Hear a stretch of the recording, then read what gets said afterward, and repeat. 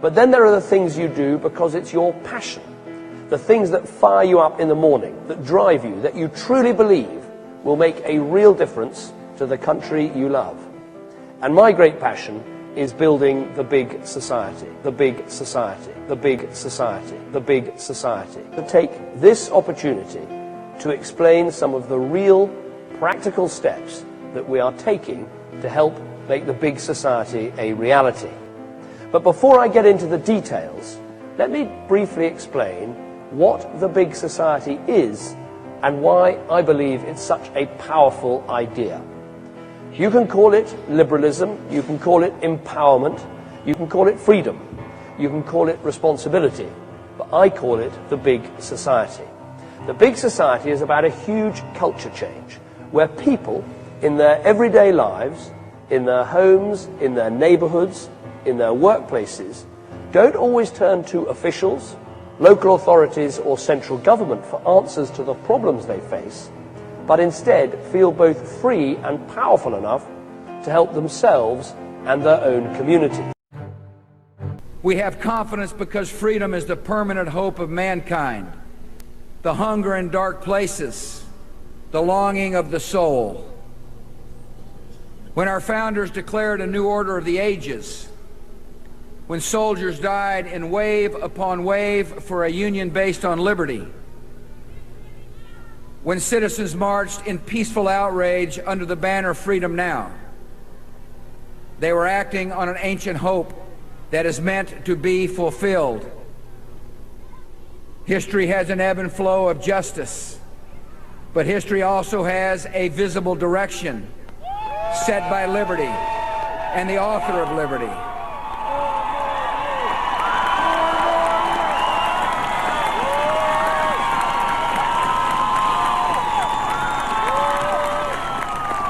When the Declaration of Independence was first read in public and the Liberty Bell was sounded in celebration, a witness said it rang as if it meant something.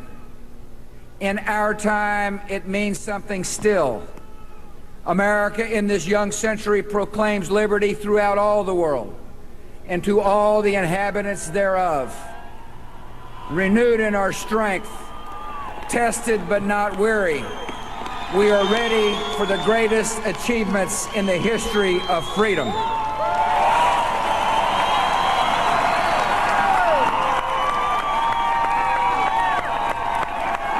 God bless you, and may He watch over the United States of America. Gordon Brown will today call on fellow world leaders to seize the opportunity created by the worldwide economic crisis to create a truly global society. The Prime Minister will use a high-profile speech in the City of London to say that Britain, the US and Europe should join together to create a new, stronger and more just world order. What we need is, rather than to say, let us fix the immediate currency problem, is to have some general discussion of where the world economy will be going and what we all have to do over a period of time. How do we handle the question of proliferation in a long-term sense? And I'm quite optimistic because the Chinese, in my opinion, have concluded that they need a long period of cooperation with the United States for their own development. We have concluded that we have enough problems in the world without taking on confrontations with China. So the tone of what both sides are saying is extremely positive. So we are starting from a rather strong position. We have a lot of huge problems. We have the nuclear problem in Korea. We have the nuclear problem in Iran. We have, of course, the whole array of problems, each of which, Afghanistan, and so forth. But then we have the financial issues. But they really are issues of the construction of a new world order. That's what this is about. And that's the sort of dialogue the Chinese are generally good at. And so a partnership between us is essential. A conflict between us is going to exhaust us both in tactical exercises that cannot be conclusive. And the New World Order could satisfy both. It has to satisfy both, because otherwise it will lead to tensions that will exhaust us both.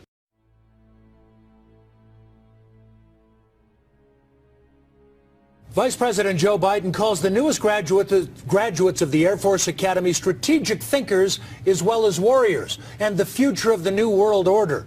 It allows us to refocus our intelligence and military assets and resources to other parts of the world where they are needed, where we face new challenges. This is the world you are graduating into. This is what I want to talk about today with you for a few minutes. I believe we, and particularly you, your class, has an incredible window of opportunity to lead in shaping a new world order for the 21st century in a way consistent with American interest and the common interest.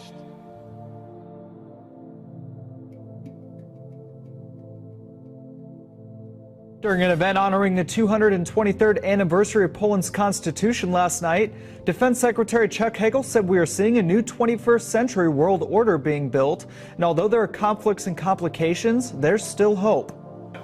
I think what's more hopeful, and maybe than any other time in the history of the world, is that we have more opportunities, and more possibilities, and more resources.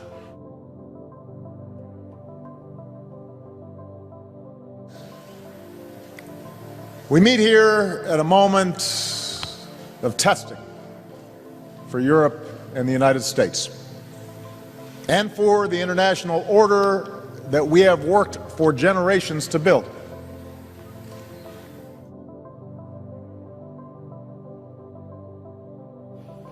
I congratulate you on taking your place on the long gray line. But the world is changing with accelerating speed. This presents opportunity, but also new dangers. It will be your generation's task to respond to this new world.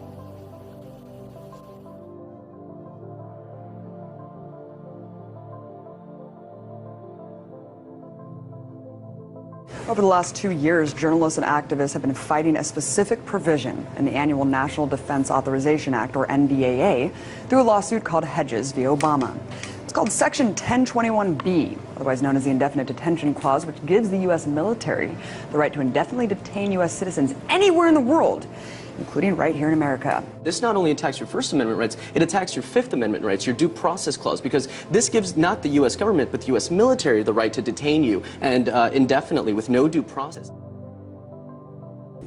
Now, when I was in America, I don't often say this, but I might as well say it here tonight. My driver, who has carried all the prophetic preachers across America before me, told me, he said, every time we get to a bridge, you watch. And we went through 38 states in 2.5 weeks, and every bridge we went near, there were men working underneath it, putting in steel girders. He said, that is for the United Nations tanks that are going to come in and take over America shortly. Is everybody clear what I'm saying tonight? This goes on tape.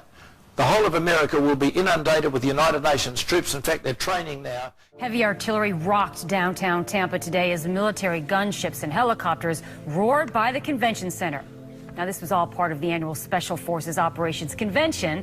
And while it wasn't a real invasion, our Chris Trankman says it looked about as real as it could get. This was different. This was a first for me. Usually no one sees what we do. The display featured Apache helicopters speeding overhead, while bigger Black Hawk choppers carried highly trained operatives as part of a make-believe invasion. In the distance, they must travel to the target.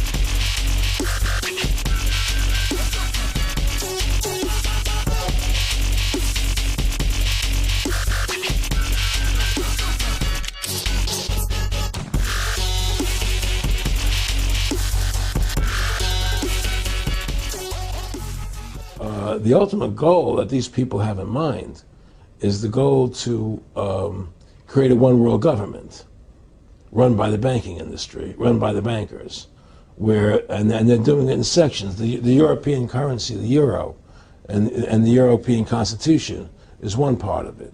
Now they're trying to do it in America with the North American Union, right? And they want to create a new currency called the Amero, right? And the whole agenda is to create a one world government where everybody has an RFID chip implanted in them. All money is to be in those chips, right? There'll be no more cash. And this is giving me straight from Rockefeller himself. This is what they want to accomplish. And all money will be in your chips. And so instead of having cash, anytime you have money in your chip, they can take out whatever they want to take out whenever they want to. If they say you owe us this much money in taxes, they just deduct it out of your chip digitally. Total control. Total control.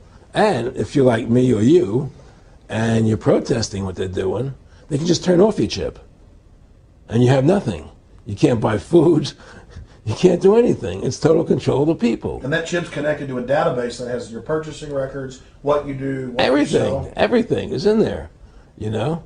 And so they want a one world government controlled by them, everybody being chipped, all your money in those chips, and they control the chips, and they control people. And you become a slave. You become a serf to these people. That's their goal. That's their intentions. Eric, can you be specific about when you met Rockefeller, how it happened in these discussions? I met Rockefeller through a female attorney I knew who called me up one day and said, one of the Rockefellers would like to meet you. I had made a video called Mad as Hell, and he'd seen the video and wanted to meet me and knew I was running for governor of Nevada. So sure, I'd love to meet him. And I met him and I liked him, and he was a very, very smart man. And we used to talk and share ideas and thoughts. And he's the one who told me 11 months before 9/11 ever happened that there was going to be an event. Never told me what the event was going to be, but there was going to be an event. And out of that event, we were going to invade Afghanistan to run pipelines from the Caspian Sea. We were going to invade Iraq, you know, to take over the oil fields, establish a base in the Middle East, and make it all part of the New World Order. And we'd go after Chavez in Venezuela. And sure enough, later 9/11 happened. And I remember he was telling me how how you're going to see soldiers looking in caves for people in Afghanistan and Pakistan and all these places. And there's going to be this war on terror, which is no real enemy. And the whole thing is a giant hoax, you know, but it's a way for the government to take over the American people. He told you it was going to be a hoax. Oh, yeah. Oh, yeah. There's no question. He says, there's going to be war on terror. And he's just laughing. There's no, who are we fighting? I mean, why do you think 9/11 happened and then nothing's happened since then? Do you think that our security is so great here that these people who pulled off 9/11, who were able to, can't knock down another plane? Come on, it's ridiculous.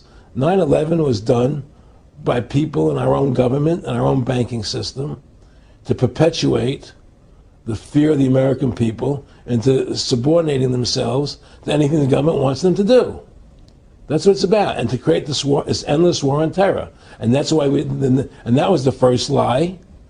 And the next lie was going into Iraq, you know, to get Saddam Hussein out with his weapons of mass destruction. That was the next lie. Now, specifically, this was a little over 6 years ago. This was 11 months before 9/11. Yeah. And Nick Rockefeller, he's a lawyer. He's become your friend over the previous years, and he's saying to you that there's going to be this big event, and then out of that we're going to have a war on terror, and it's just going to go on and on. Right. An endless war on terror without any real enemy. That you can never, so you can never define a winner. And did he say that it's going to be perfect because you can't define an enemy? It just goes on Yeah, and on? because you can't define a winner. There's no one to beat, so it goes on and on forever. And they can do whatever they want. They scare the hell out of the American public. Look, this whole war on terror is a fraud. It's a farce. It's very difficult to say it out loud because people are intimidated against saying it. Because if you say it, they want to make you into a nutcase. But the truth has to come out. That's why I'm doing this interview. The fact of the matter happens to be that the whole war on terror is a fraud. It's a farce. Yeah, there's a war going on in Iraq because we invaded Iraq. And people over there fighting, you know. But the war on terror, that's a joke, you know. And until we discover what really happened on 9/11 and who was responsible for 9/11, because that's where the war on terror emanates from. That's where it comes from. It was 9/11 that allowed this war on terror to begin. And until we get to the bottom root of 9/11, the truth of 9/11, we'll never know about the war on terror. Aaron, you said that he was, and I think it's important, and I know this about the Rockefellers from Dr. Dennis Cuddy and many others who literally, you'll be 20 years old in a lunch line at college, and there's David Rockefeller. And they're experts at recruiting and getting what they call players, and that clearly he was, I want to make it specific and just get you to reiterate what you said last night about you got 30% of the vote, you were having an effect, you made mad as hell, they knew that you'd started the Constitution Party, they knew that you were somebody who was taking action and getting things done, you'd already made some big films, had a lot of other successes, so they were trying to recruit you, and didn't it come down to the point of, hey, we are here to recruit you, and don't worry, your chip's going to say, don't mess with us, you know, this guy's don't touch. Yes, that did happen. I was definitely being recruited, but it's more subtle than that. Well, in your words, just go through the process, and then what he said. Well, what it is remember we were friends, and we used to go to my house a lot. We'd have dinner, we'd talk, and he'd tell me about business investments he'd get involved in, you know, or they would help me with this business investment or that business investment. And was I interested in joining the Council on Foreign Relations? You know, I would have to get a letter to join them, but was I interested in that? And you know, just stuff, you know, leading you on. And I used to say to him that I never really did that because that wasn't where I was coming from. You know, as much as I like you, Nick, you know, your ways and my ways we're on the opposite side of the fence. You know, I don't believe in enslaving people. You know, and he would come back with, "Oh, I do." Or? Well, it would be more like it's better for them. Well, it's more like, you know, how do I put it? It was like, what do you care about them? What do you care about those people? What difference does it make to you? Take care of your own life. Do the best you can for you and your family. What do the rest of the people mean to you? They don't mean anything to you. They're just serfs. They're just people. You know, it was just a lack of caring, you know, and that's just not who I was. It was just sort of like cold, you know. It was just like cold, you know. And I used to say to him, what's the point of all this? You have all the money in the world you need. You have all the power you need. What's the point? You know, what's the end goal? And he said the end goal is to get everybody chipped, to control the whole society. To have the bankers, the elite people, you know, the bankers and some governor controlling the world. And I said, all the people in the Council on Foreign Relations believe this way you do? He said, no. You know, most of them believe they're doing the right thing. A lot of them believe it's better off being socialistic. You know, we have to convince people that socialism is really capitalism. Because America's becoming a socialist country. It's a communist country today. Well, one of the things they told me was that he was at the house one night, and we were talking, and he started laughing. He said, "Aaron, what do you think women's liberation was about?" And I said, I had pretty conventional thinking about it at that point. I said, I think it's about women having the right to work, getting equal pay with men, just like they won the right to vote, you know? And he started to laugh. He said, "You're an idiot." And I said, "Why am I an idiot?" He said, let me tell you what that was about. We, the Rockefellers, funded that. We funded women's lib, you know? And we're the ones who got all over the newspapers and television, the Rockefeller Foundation. He says, and you want to know why? He says, there were two primary reasons. And one reason was we couldn't tax half the population before women's lib. And the second reason was, now we get the kids in school at an early age. We can indoctrinate the kids how to think. It breaks up the family. The kids start looking at the state as the family, as the school, as the officials, as their family, not as the parents teaching them. And so those are the two primary reasons for women's lib, which I thought up to that point was a noble thing. You know, when I saw their intentions behind it, where they were coming from when they created it, the thought of it, I saw the evil behind what I thought was a noble venture.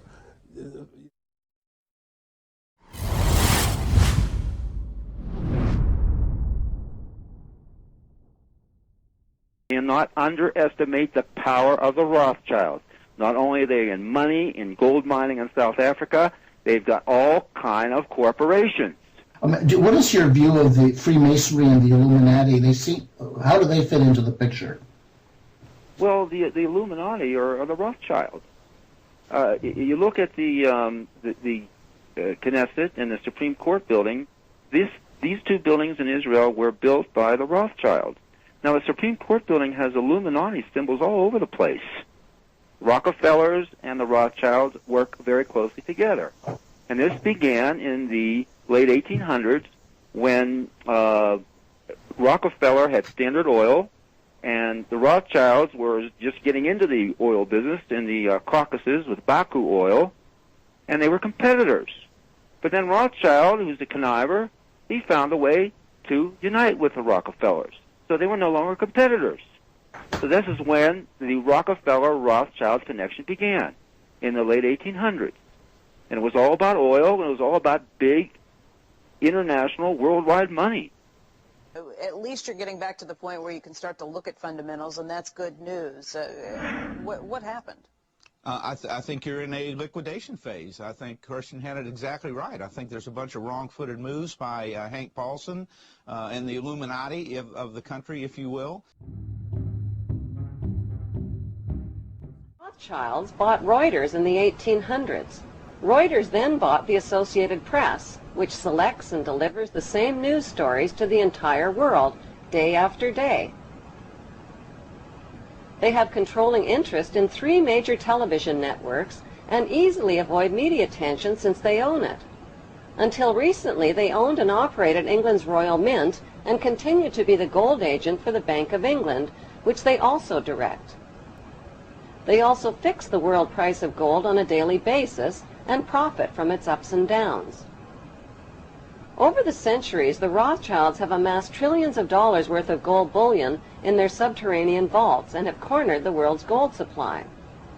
They own controlling interest in the world's largest oil company, Royal Dutch Shell. They operate phony charities and offshore banking services where the wealth of the black nobility in the Vatican is hidden in secret accounts at Rothschild Swiss banks, trusts, and holding companies. Although Evelyn Rothschild looks like a harmless gray-haired old man, make no mistake about it, Rothschild and his ancestors have handpicked presidents, crashed stock markets, bankrupted nations, orchestrated wars, and sponsored the mass murder and impoverishment of millions. World order, Mr. Rothschild? Right. New world order? Depopulation? Oh, listen, who are you... Genocide? Who are you televising for?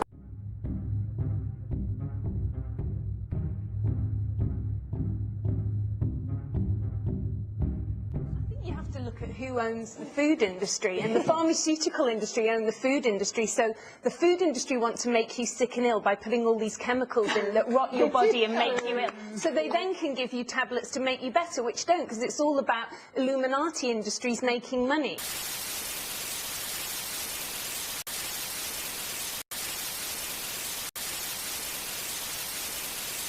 New world order. Create a new world order. It's about the future of Europe and a new world order. A need for a new world order. Let us reorder this world around us. India and China are clearly becoming part of our new order, with significantly different and radically new challenges. This crisis, in the way that has developed, will require some kind of a world government. I think a new world order is emerging, and with it the foundations of a new and progressive era of international cooperation. We have resolved that from today we will together manage the process of globalization to secure responsibility from all and fairness to all. And one of the ways it will drive the change is through global governance and global agreements. We are going to have to take global responsibilities, and there is going to have to be some semblance of global governance. Well, during the conflict with Saddam Hussein, which he handled so superbly in a short-term sense, but he kept talking about a new world order. I have to give up a little bit of our sovereignty. I have to give up a little bit of our sovereignty in order to make the world work. And I strongly believe India will be a central actor in the new world order.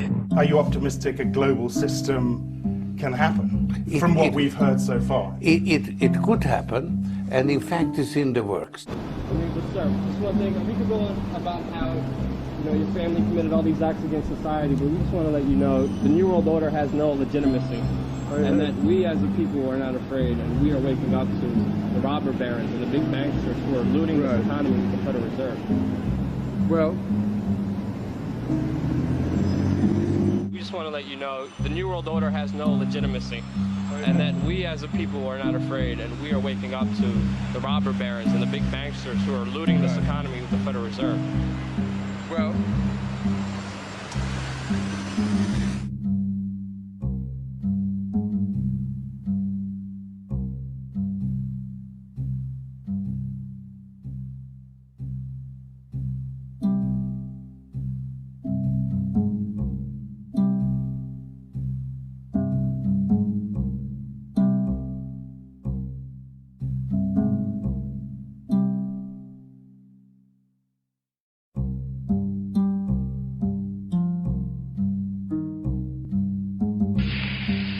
You believe deeply in your system, and we believe just as deeply in our system. It is not our common beliefs that have brought us together here, but our common interests and our common hopes. The interest that each of us has to maintain our independence and the security of our peoples, and the hope that each of us has to build a new world order in which nations and peoples with different systems and different values can live together in peace, respecting one another while disagreeing with one another, letting history rather than the battlefield be the judge of their different ideas.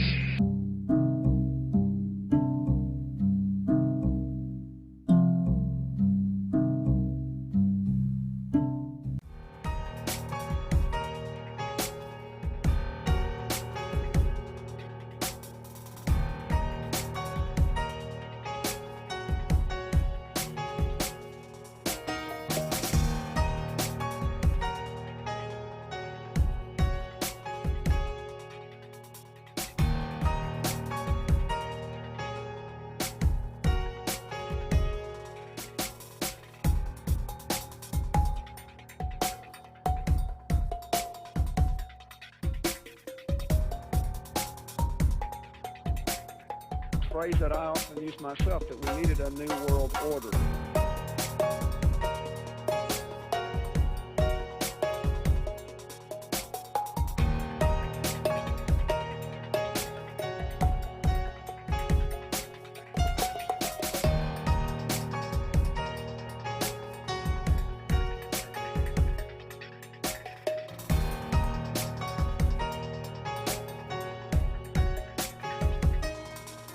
Greatest restructuring of the global economy, perhaps one even greater than at the time of the Industrial Revolution, a new world order.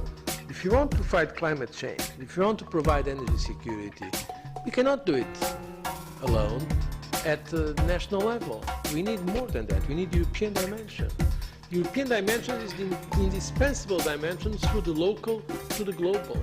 And the more globalization goes, and it's quite obvious that it is there to stay, we need that dimension more. Under the momentum of globalization, the world is opening up, and at an astonishing speed.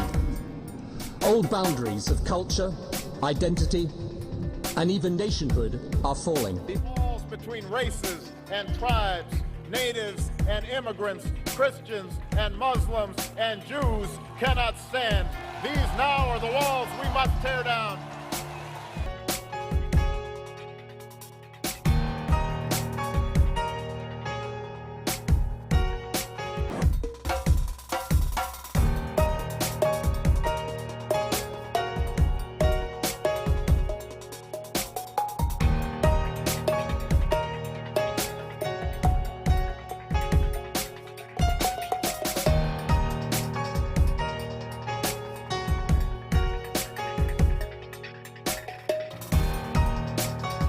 But in a globalized economy, we are going to have to take global responsibilities, and there is going to have to be some semblance of global governance on these questions. We just want to let you know the New World Order has no legitimacy, and that we as a people are not afraid, and we are waking up to the robber barons and the big banksters who are looting this economy with the Federal Reserve.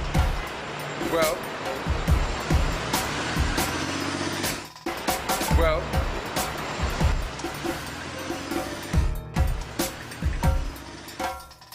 for people perhaps not familiar, New World Order is generally accepted to be a conspiracy theory where people believe that there are elites out there forming some sort of special authoritarian government. This is the generally accepted view of what New World Order means. A lot of times when people use the term New World Order, you're already into the conspiracy arena. A belief in an overarching conspiracy of a New World Order. A New World Order. The New World Order, which is kind of a growing conspiracy group that believes the world is going to be taken over by forces in black helicopters and so on. Wild conspiracy theories, New World Order, that kind of stuff. They do not view the federal government as we do, as representatives of us, what they regarded as an oppressive force that is trying to have a UN kind of sanctioned takeover and elimination of our rights. There are actually people saying they're going to shuffle us off all onto train cars and send us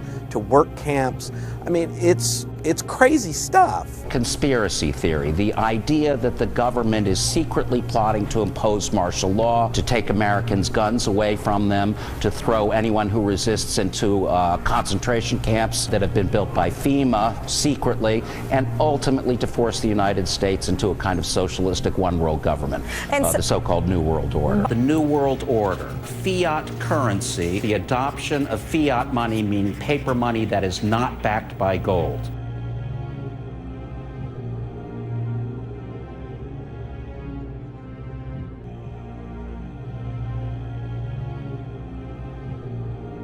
Many people in the patriot world trace that conspiracy, that alleged conspiracy, to the formation of the Federal Reserve in 1913. One of the biggest warnings that Thomas Jefferson gave after they set up the Republic was watch out for the banks. The minute they start controlling the money supply, they will have tremendous power, and they will wield that power to squash democracy. The worst possible outcome, unfortunately, is the one we have right now. The question is, do we all work for central bankers? That's what I want to address to our guest tonight.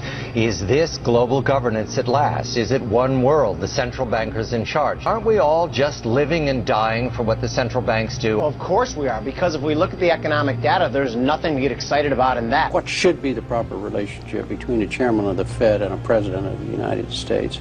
Well, first of all, the Federal Reserve is an independent agency, and that means basically that there is no other agency of government which can overrule actions that we take. Is the Federal Reserve a conspiracy theory? A lot of people in Washington are starting to believe that. I don't think so. It's a long-standing institution that's designed to stabilize the economy, and whether it makes mistakes or not, works or not, it's not a conspiracy. Tell that to some members of Congress. The Fed is an independent institution, which means that it's not subject to Congress. The president doesn't have oversight of the Fed. The Fed is a separate entity. Who has oversight of Janet Yellen? Janet Yellen is principally the person who has oversight of Janet Yellen. We have mega banks that are getting $85 billion a month of U.S. taxpayer money. Most of it goes to Europe and England. British taxpayers, EU taxpayers have to pay to these mega bankers. They're in there setting this up. It's come out. Those things all relate to a single conspiracy theory, the idea that there is a plot on the part of the government to create a one-world government, a socialistic, totalitarian regime, to be called the New World Order. We have before us the opportunity to forge for ourselves and for future generations a new world order, a world where the rule of law, not the law of the jungle, governs the conduct of nations. A new world order can emerge, a new era, freer from the threat of terror, stronger in the pursuit of justice, and more secure in the quest for peace. An era in which the nations of the world, East and West, North and South, can prosper and live in harmony. What is at stake is more than one small country. It is a big idea, a new world order. When we are successful, and we will be, we have a real chance at this new world order, an order in which a credible United Nations can use its peacekeeping role to fulfill the promise and vision of the UN's founders. When our founders declared a new order of the ages, they were acting on an ancient hope that is meant to be fulfilled. 100 generations have searched for this elusive path to peace, while 1,000 wars raged across the span of human endeavor. Now we can see a new world coming into view. A world in which there is the very real prospect of a new world order. What you had there was a statement of something that was, a very coherent statement of the reality of modern economies that had the words world order in it, which is unfortunate because those words are now buzzwords for conspiracy. We are in a global economy. Nothing will stop that. Jumping from there to this vast new world order conspiracy, there's not a fact in between there. There is a chance for the President of the United States to use this disaster to carry out what his father, a phrase his father used, I think, only once, and hasn't been used since, and that is a new world order. And those people who have been yelling, oh, the UN's going to take over global conspiracy government. Theorists. They've been crazy, but now they're right. Yeah, well, when it's happening. There also exists an extraordinary opportunity to form for the first time in history a truly global society. So that the problem of the Bush presidency will be the emergence of a new international order. Within the next 4 years, we will see the emergence of a new international order. The beginning of a new international order. After 1989, President Bush said, and it's a phrase that I often use myself, that we needed a new world order. I think his task will be to develop an overall strategy for America in this period when really a new world order can be created. It's a great opportunity. It isn't just a crisis.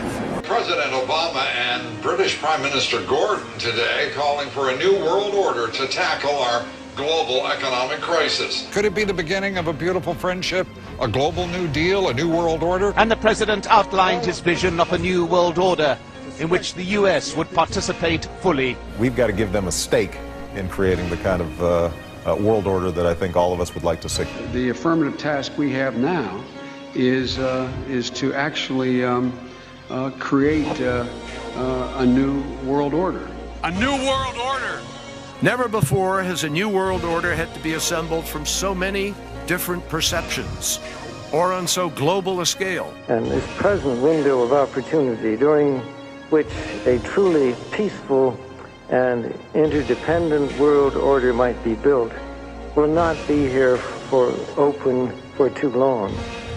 Already there are powerful forces at work that threaten to destroy all of our hopes and efforts to erect an enduring structure of global cooperation. David Rockefeller admits to building a new world order in his book Memoirs, chapter 27, titled Proud Internationalists, where he writes, quote, "Some even believe we are part of a secret cabal working against the best interest of the United States, characterizing my family and me as internationalists, and of conspiring with others around the world to build a more integrated global political and economic structure. One world, if you will. If that's the charge, I stand guilty, and I am proud of it. Proud internationalist." Rockefeller, come back. We don't want your new world order, you know? Rockefeller, we know what you're doing. We know what you're doing to the world. Rockefeller, your new world order will never come in. You're running out of time. We don't want your world government. Leave Chile right now. Your world government will fail. You guys think you guys can run things. You can't. I'm telling you right now, national sovereignty will prevail. You guys will never have a new world order.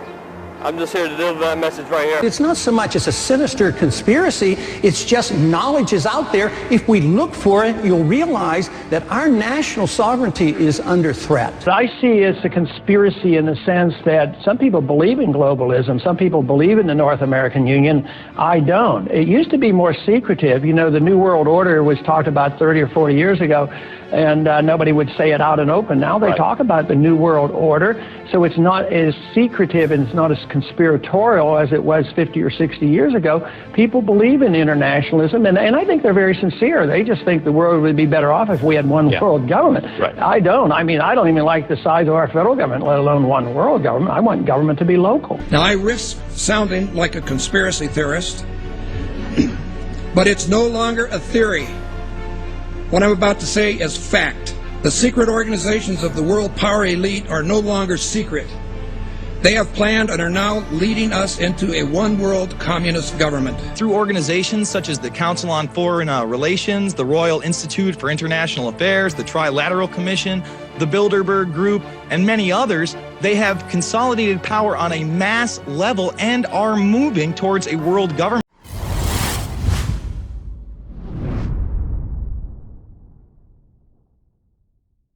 On the outskirts of the national capital today, black limousines with darkened windows converged on a hotel where private security guards imposed ironclad control.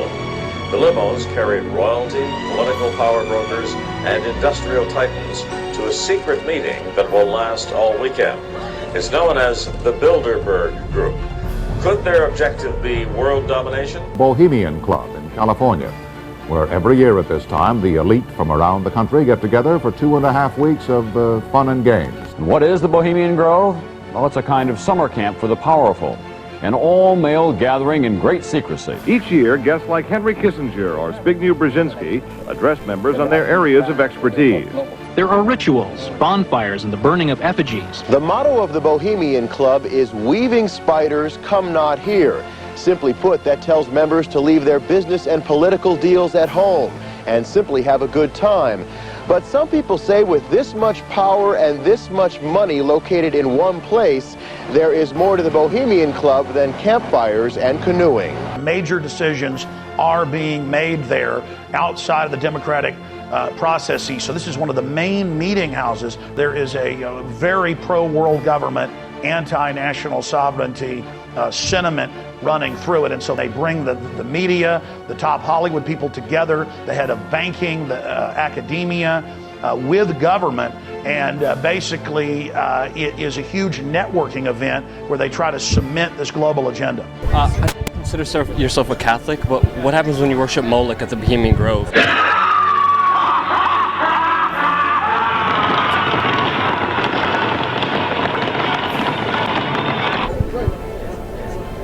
Can you tell us what happens there? You actually believe all this junk? Bill Clinton said that Republicans run around naked in the woods there. As you say, the Bohemian Club? That's where all those rich Republicans go out and stand naked against redwood trees, right? I've never been to the Bohemian Club, but you ought to go. It'd be good for you. Get some fresh air. And you don't want to know what Richard Nixon said about the place. The Bohemian Grove that I attend, one time at a time, the Easterners and the others have come there. But it is the most faggy goddamn thing you will can ever imagine. Our San Francisco crowd because it's just terrible. I mean, I don't want to shake hands with anybody in San Francisco. That's the place you attended. It's a secret society. Can you tell us at least who invited you? You know, it's nice to know that there's some people who have fantasy lives that have nothing to touch with. Nice to have had you here. Bye-bye. You can't answer the question. When are you going to open up on the Bohemian Grove? Bye-bye. You might as well just answer the question. It's going to be a lot easier. People are just going to, it's going to be on YouTube. People are just going to speculate that there's something wrong unless you tell us there's nothing wrong. Come on. Come on. I'm just trying to be transparent and open. That's all I'm trying to do, Neil. And you're kind of making yourself look kind of guilty. Have you been there for the ceremony with the cremation of care? Frankly, I don't think that's something I need to talk to you about. Really? That's right. Well, I'm Alex Jones, and I snuck in there in 2000. I'm the guy that blew it wide open and got the video. It's been on national TV. Well, I disrespect you for that. You do? I do. But there's a lot of big public officials going in there. Don't we deserve to know? You took I don't know anything about you, and I don't know anything about your film. But if you go in there with an understanding, you violated that understanding by releasing that film, and I don't respect you for that. Really? But we have public officials. I'm sorry. You took an understanding when you went in there that you would not do that film, and did you have an understanding when you went in there? No. Did you crash it? Yes. Yeah, and it has no trespassing signs there too, doesn't it? No, they put them up after. Oh, I'm sorry. I'm sorry, sir. I've been there before. I know what the circumstances are, and I'm sorry you violated the understandings. That was not a gentlemanly thing to do. But what about the ritual? Is the ritual genuinely?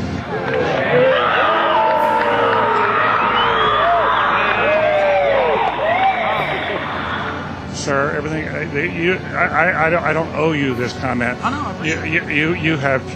This is what's called ambush journalism, and I disrespect you for that as well. So thank you and goodbye. Been the ritual? That's none of your damn business. Let's go to John in San Diego. What's going on, John? Can you address the Bohemian Grove Club private presidential? These guys in San Diego, it's too nice. The weather's too nice there. It goes to their head. Here's what happens, because I used to have a house in San Diego. Right. Not everybody. But you go out to the beach and you do all that, and then some kind of substance gets in your mind. Uh-huh. And then John just demonstrated, like, can I address the Bohemian whatever? Whatever. John, San Diego. What's going on, John? How do you feel about the private presidential resort, the Bohemian Grove, having... All right, I don't know what you're talking about, and I don't care. You get the Kool-Aid crew, the Bohemian Grove. All right. Yale University is 300 years old this year, and were you to visit its campus, you would see that it still has exotic clubhouses, which look like tombs where Yale's legendary secret societies meet. The videotape provides a grainy glimpse into what appear to be the initiation rituals of a secret society that's been around since 1832, whose members have gone on to be leaders of Wall Street and the White House, the Senate and the Supreme Court. In the famous Skull and Bones Society, the rituals are still a secret. Even though it may seem silly to us, it seems to mean something to them, and you can't argue with the success of Skull and Bones. True. Famous alums include Senators John Kerry and John Chafee, to name two, and 3 presidents, William Taft, George Bush, and George W. Bush, who's been reluctant to talk about Skull and Bones. Does it still exist? The thing is so secret, I'm not even sure it still exists. The tape is a valuable artifact, an extremely rare view into the secret society that groomed the American ruling class for generations. You were both in Skull and Bones, the secret society. It's so secret we can't talk about it. What does that tell us? Not much, because it's a secret. Is there a secret handshake? Is there a secret code? I wish there were something secret I could manifest. 322, secret number? There are all kinds of secrets. You remember Skull and Bones from college and Bush? Were you in the same secret society as Bush? Were you in Skull and Bones? Thank you for cutting my mic. Thank you. Are you going to arrest me? Excuse me. Excuse me. What are you arresting me for? Whoa, whoa, whoa, whoa. Is anybody watching this? I'm not doing this. I want you to... He's got a taser on his chest.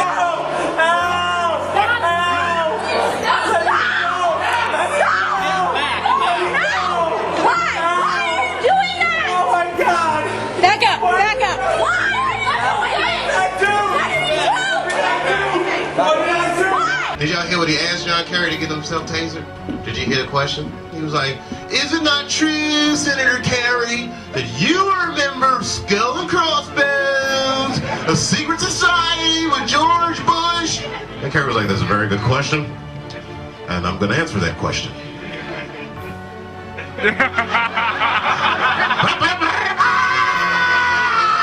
What does that mean for America? The conspiracy theorists are going to go on. I'm sure they are. I don't know. I haven't seen the web. Number 322? First of all, he's not the nominee. And, look, I look forward... Are you prepared to lose? No, I'm not going to lose. I just wanted to meet them face to face. I wanted them to admit what they were doing. Who is they? He was in the office of the Trilateral Commission. Trilateral Commission? Yeah, the Trilateral Commission. All right, what is the Trilateral Commission? It's an organization founded in 1973 by David Rockefeller to bring together business and political leaders from the United States, Europe, Japan, so they could work together for better economic and political cooperation between their nations. And that's what they'd like us to believe. But you see, what they're really up to is a scheme to plant their own loyal members in positions of power in this country. Those who are involved in the Trilateral Commission and the Council of Foreign Relations usually ends up in positions of power. To work to erase national boundaries and create an international community, and in time bring about a one world government with David Rockefeller calling the shot. Would you like to hear the names of just a few of the people who have been on the Trilateral Commission? Not particularly. James Earl Carter. Heard of him? Look, Mr. Klein. Henry Kissinger. You heard of him? Dick Cheney, Bill Clinton, Madeleine Albright, as well as a whole host of well-known politicians and CEOs of multinational corporations like Goldman Sachs, ExxonMobil, Shell, Citigroup, and others. George Bush. Now, you remember at the convention, everybody thought it was going to be Ford for Veep. You know what happened? David Rockefeller just picked up a phone, put in a call. Hey, Ronnie, forget Jerry, it's George. Bye. So, no matter who won in November, they had their man in the White House. He shut up the world order with his family, donated the land for the UN, and founded every major private globalist organization in every major country. The Council of the Americas, founder and honorary chairman, David Rockefeller. The Americas Society, chairman, David Rockefeller. The Forum of the Americas, founder, David Rockefeller. The Institute for International Economics, financial backer and board member, David Rockefeller. The Trilateral Commission, founder and honorary chairman, David Rockefeller. Rockefeller's influence also extends to the current administration. He was chairman emeritus of the CFR when Vice President Dick Cheney once served as a director, a relationship that Cheney concealed during his congressional career.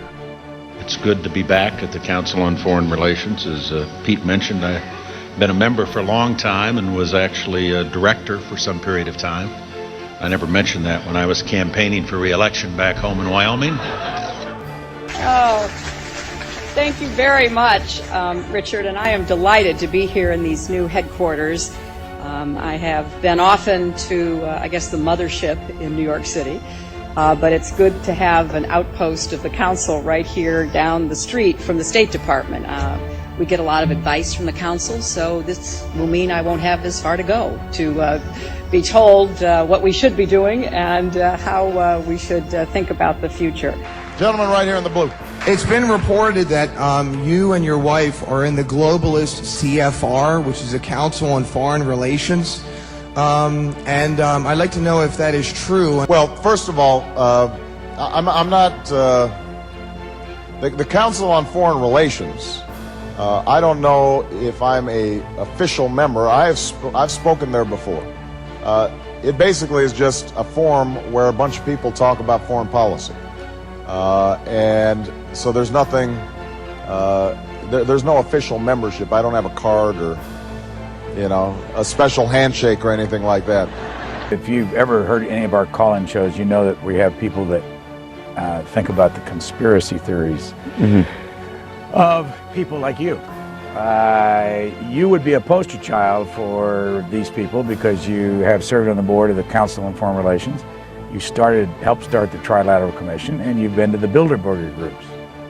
Well, yes, I haven't gone to those for years, so that's partial redemption, I suppose. But otherwise, yes. But what is belonging to all those groups? We talked about the Trilateral Commission when you were here in 1989. But what about the association with that? Are people too close in this world? People in business too close to the governments? Well, you know, there is such a thing as insidious influence. And the question is, how does it operate? Does it involve bribery? And does it involve some sort of psychological domination of individuals? I don't believe in this notion of some sort of secret societies controlling people. But of course, in any political system, there are sort of over-the-table and under-the-table arrangements. How do the American people know that 9/11 was a stage, was engineered by you, David Rockefeller, the Trilateral Commission, the CFR, and Bilderberg Group, sir? How do you know it was a stage? Okay. It's a question. Answer my question. You sponsored Al-Qaeda, sir. You are a criminal. You sponsored Al-Qaeda. In 1979, you gave him money. That's true. You're a CFR scum. You are CFR, New World Order scum, you and David Rockefeller will never have a New World Order. Answer my question. Will you please sit down and shut up? Answer. You will never get a New World Order. Never. National sovereignty will prevail. The New World Order is going down, sir. You can laugh. Wake up, people. Wake up. Research the New World Order. This is important. Look it up. Investigate it. You mentioned something earlier that you've done that comes up right in the spot that you're sitting many times by our callers across the country. And that is a suspicion that there is a conspiracy afoot through the Trilateral Commission and the Council on Foreign Relations. You ran the Trilateral Commission for how long? About 3 years, I think. Something like that, 3 years. Not only did I run it, I helped to found it and organize it with David Rockefeller. So if any of our viewers are conspiracy-minded, here is one of the conspirators. It's a criminal, illegitimate, foreign banking cartel that runs America. 118 people only sit on 288 corporate boards that unify kind of this media conglomerate and corporate America. So you have people involved in Kraft Foods, Monsanto, so many different things, defense corporations, the pharmaceutical industry, lobbying together, all sitting on these boards, and it really is such a small amount of people really controlling all these things from the top down. It's a big club, and you ain't in it. You and I are not in the big club. The owners of this country, the real owners, the big wealthy business interests that control things and make all the important decisions, they own you. They own everything. They own all the important land. They own and control the corporations. They've long since bought and paid for the Senate, the Congress, the state houses, the city halls. They got the judges in their back pockets. And they own all the big media companies, so they control just about all of the news and information you get to hear. They got you by the balls. Hundreds of mainstream news articles a week are saying there is a new world order, a global government. It will be run by the very banks that are collapsing society by design. Here is Time Magazine headline, New World Order, and they say a new bank of the world will rule the United States. Here is the Financial Times of London, and now for a world government is the headline. They're openly announcing that the banks will rule the planet.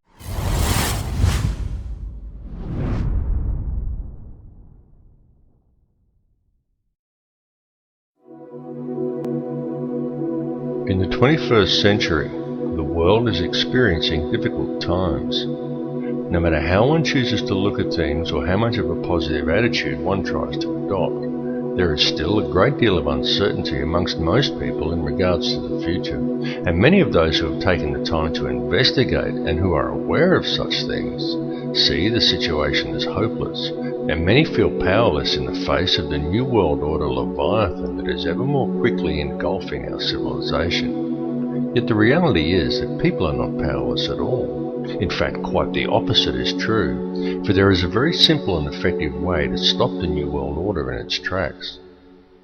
Let's be honest about it. The system that we live under is corrupt. It's rotten to the core. It's about self-service, and it's run by psychopaths and criminals, and everyone knows it. And they get away with it, and the world continues along in this dysfunctional manner, simply because we let it continue. So stop going along with it. Understand that the way to bring about real change in the world is through non-compliance to the system. And many ask, what is non-compliance? Does this mean I should quit my job and burn all my money? And the answer to any questions such as these is no, of course not. Non-compliance is about doing the right thing. It's about disconnecting yourself from the system, being responsible for your thoughts, your actions and your intentions, and it lies very much in realizing your own potential. Do what is right in all that you do. Realize your connection to others and think humanitarianly rather than economically. Don't base your life on the collection of useless trinkets or on social status. Do what is right in your heart. And doing what is right, understanding whether what you are doing is the right thing or not, is not something you have to decide. It's something that you already know in your heart if you would just look and be honest with yourself. If you are doing something that you need to justify to yourself with inner dialogue, then chances are that you're doing the wrong thing and are simply trying to talk yourself into allowing it. You know this. Knowledge of it is within your heart. You just have to look and you will find it. Understand how the energy works. Be aware of the energy you are drawing into yourself, of what you are manifesting with that energy, and what type of energy you are contributing back to the energy supply for others to draw upon. This is truly how it works. Realize your potential as a human being. Forget the imaginary restraints that have been placed before you by the academic system and the limitations you are told exist by science and religious teachings, and look at the whole spectrum. Because the fact is that each of these institutions functions only to compartmentalize knowledge. Each exists for the very purpose of limiting the scope of your understanding by locking you into a contained and restrictive paradigm. And until people begin to look beyond such imposed limitations, open their minds and make the connections between religion and science, they are never going to make the connections to themselves, to this reality, and to the Creator that men have called God. But to do this, and to gain a real understanding, requires both acceptance and self-responsibility. It requires that people act in a proactive manner. There are many who find such things difficult, those who would prefer someone else to come and save them. Yet such people desire the impossible, for they desire to be delivered into salvation and utopia without ever understanding the true nature of their world or even themselves. And this is very often due to the limitations of an imposed belief system. Now you can talk to those who embrace religion. You can sit them down and you can talk to them about God and about Satan, and they will converse with you eagerly, and they all very much believe in such things. But as soon as you put things like science, galactic laws, numerology or astrotheology into the equation, many just shut off. They say it's God's will, and they sit back and they wait for Armageddon.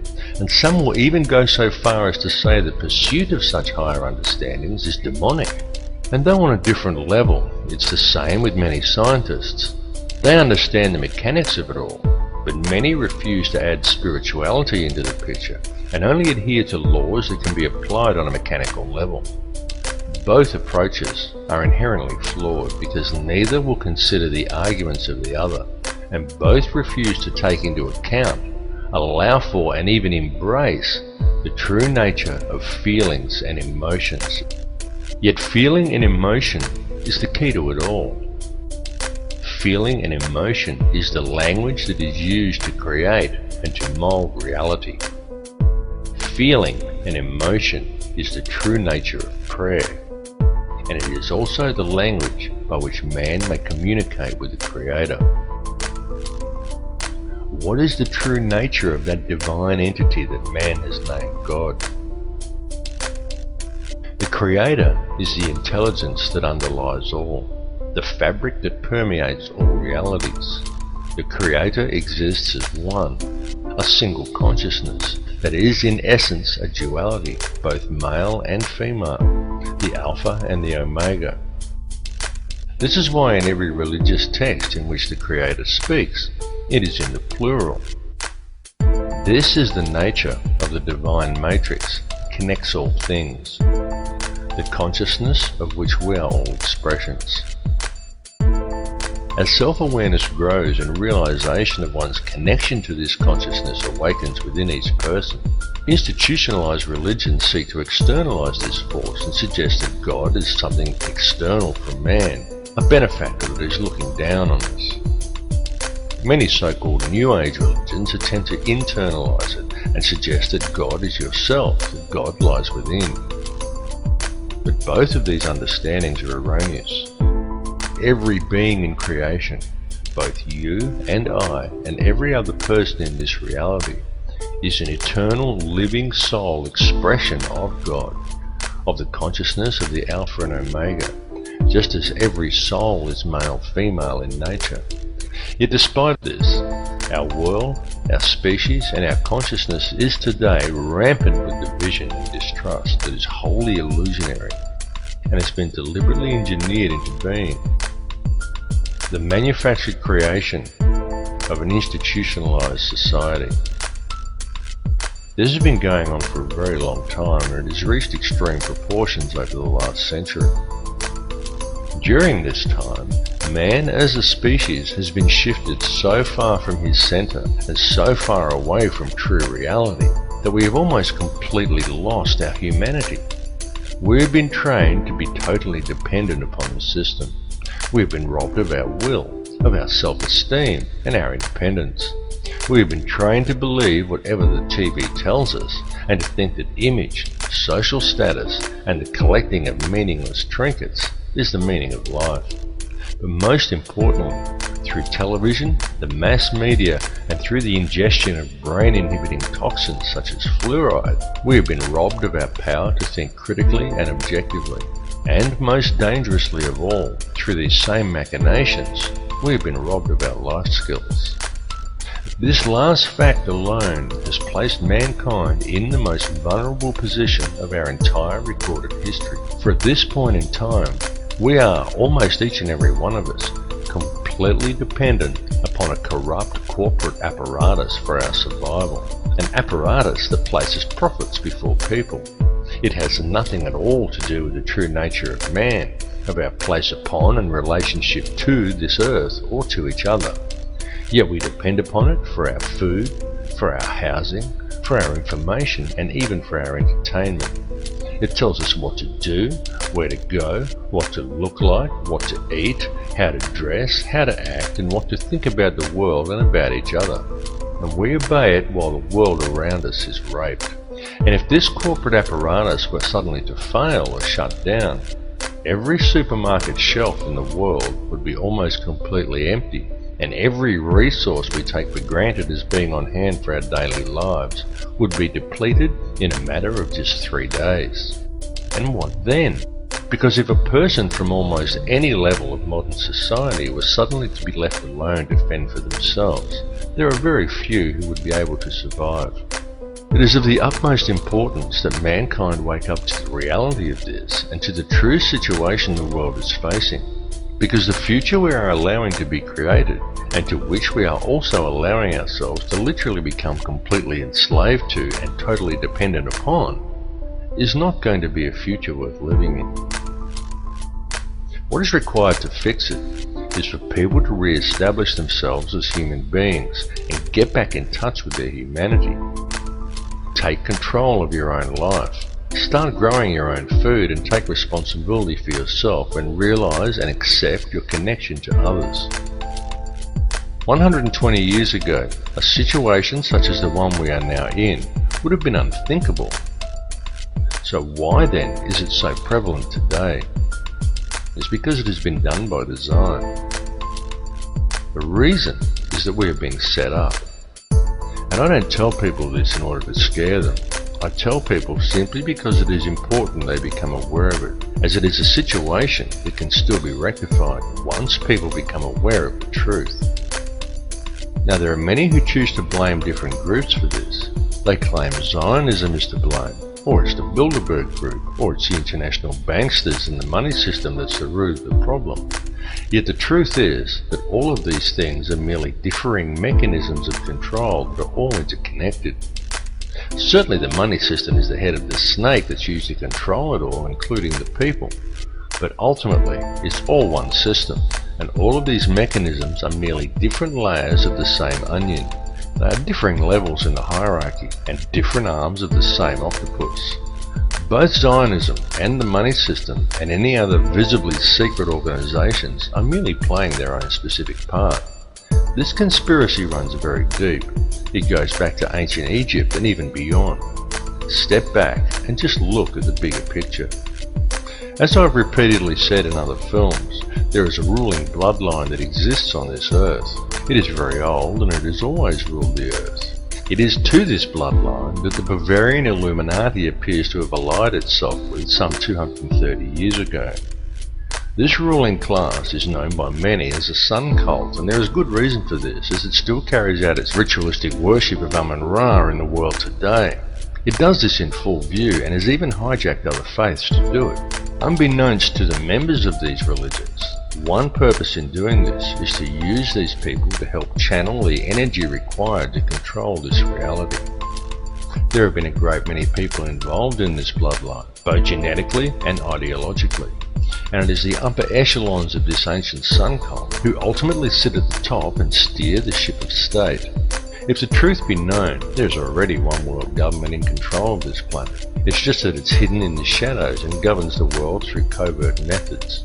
the three most prominent of which are by controlling the flow of the world's resources, its manipulation of the global money supply, and most importantly, through the control over the flow of information. Now, archaeological evidence clearly shows us that there have indeed been civilizations as advanced as our own, and perhaps even in possession of technology that we are still yet to realize, that once existed on this planet in times long past. Archaeological evidence also clearly shows us that many thousands of years ago, the Earth suffered some kind of catastrophe. In fact, there have been several. The last one that was recorded in any discernible way was the deluge described in the Bible as the flood of Noah. The deluge did take place. It's recounted in many cultures, some going back even further than the Bible. It exists in Babylonian texts in the Epic of Gilgamesh. It even exists in the legends of Native Americans, of South American cultures, and even in the legends of the Australian Aboriginal, and in many other places besides. And this is not by coincidence. The deluge did in fact occur. At the time of the deluge, or possibly even in the catastrophe preceding the last one, there was indeed an advanced civilization that existed on this earth, and during one such catastrophe, technology was lost. Not just civilization, but actual hardware and important scientific records. It has been a painstaking process for those in control to regain this technology, and we have been allowed to breed in order that it may be recovered, and the control over Earth's resources is again secured by those who control this world. They have used us as the power to achieve these ends. Those who belong to this ancient cult are the keepers of the hidden knowledge, and these people understand that if you can control the emotions and belief of enough of the populations, you can control the entire species and quite literally create whatever reality you desire, and they have used our energy to create the world we now inhabit. The key to addressing this situation is to understand your own potential and understand the true nature of energy, vibration, and of frequency. Everything that exists in this reality consists wholly of differing frequencies of energy. The expression of every frequency that exists as every son-daughter, and every son-daughter that exists in creation is consciousness. The Creator is consciousness, and every soul in projection in this reality is an expression of that consciousness. Consciousness through creation is universally the same and is pure Christ consciousness. Christ consciousness is the key.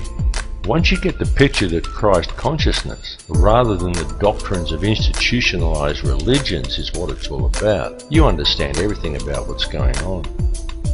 Creation exists solely through the loving responsibility and intent of every soul in projection, every expression of the consciousness of the Creator. And this has nothing to do with institutionalized religion. Institutionalized religion has been devised by man to hide you from the truth and from the Christ consciousness that lies within you.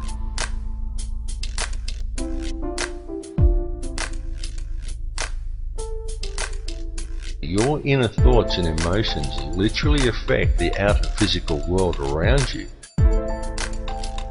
It is extremely important for people to understand that your feelings and the effect they have on the world around you are not something you can switch off and on at will.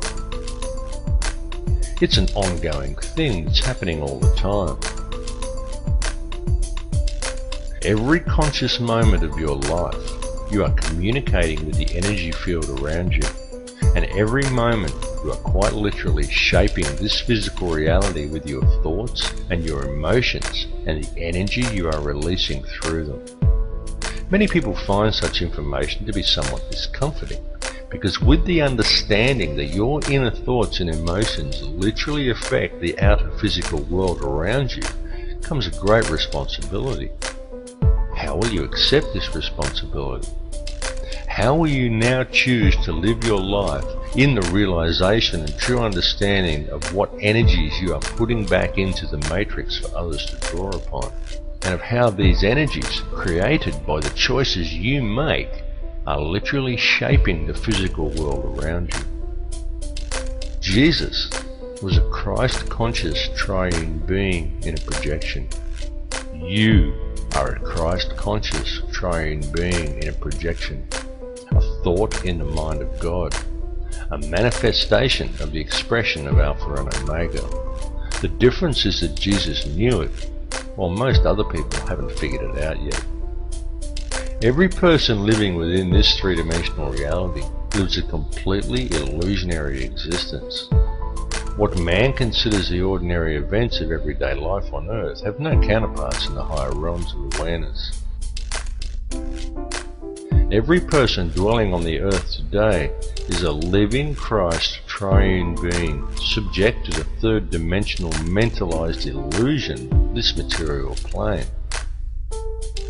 On Earth, each of you has 5 lower outer senses and 105 higher or inner senses you cannot normally access. Because of this, you are only able to perceive a very narrow bandwidth of this reality, and the way to unlock these higher senses is to understand the one law that governs this reality. There is only one law, and that is the law of absolute and unconditional love and service to the creation for the Creator. Evil is doing in practice the opposite of what you should be doing in principle. The reason is simple. Disharmony is the result. What is thought of as evil is, quite simply, the presence of disharmony through acting in opposition to the one law. Evil is a choice, and the so-called Battle of Armageddon that those of a religious persuasion are waiting for is, in actual fact, already being waged. It is a battle of energy that is being fought in a higher realm. It is a battle that is being fought on all levels, both spiritually and physically, and even electromagnetically. The weapons that are being used to wage this war are all around you. They are food toxins, electromagnetic radiation, and television. It is a battle of consciousness. It is being waged by occult means, and it is going on right now. The outcome of this war will be that man will either awaken his DNA, realize his true potential, and change this reality into one that embraces his connection to everyone and everything and to the Creator, or he will succumb, and in doing so, he will lose the final vestige of his humanity. We are right now on the precipice. We are teetering on the brink of one of these two realities. On one side lies salvation, and on the other, oblivion, while in our hands lies the choice. Look around you. This battle has been raging for many, many years. People are just kept distracted by design, so for the most part, they haven't yet noticed. Free yourself of the distraction though, and it becomes very obvious and quite plain to see. We are not in the end days or even in the end hours. We are in the final minutes, and the choice of what the final outcome would be, the very key to winning, lies within each of you. All I can ask is that you each look within yourself, because when you look deep enough, you will find that the words I have spoken are true. Realize your inner power and embrace your true potential, because the truth will set you free. My friends, stop complying with this system. It's time to wake up.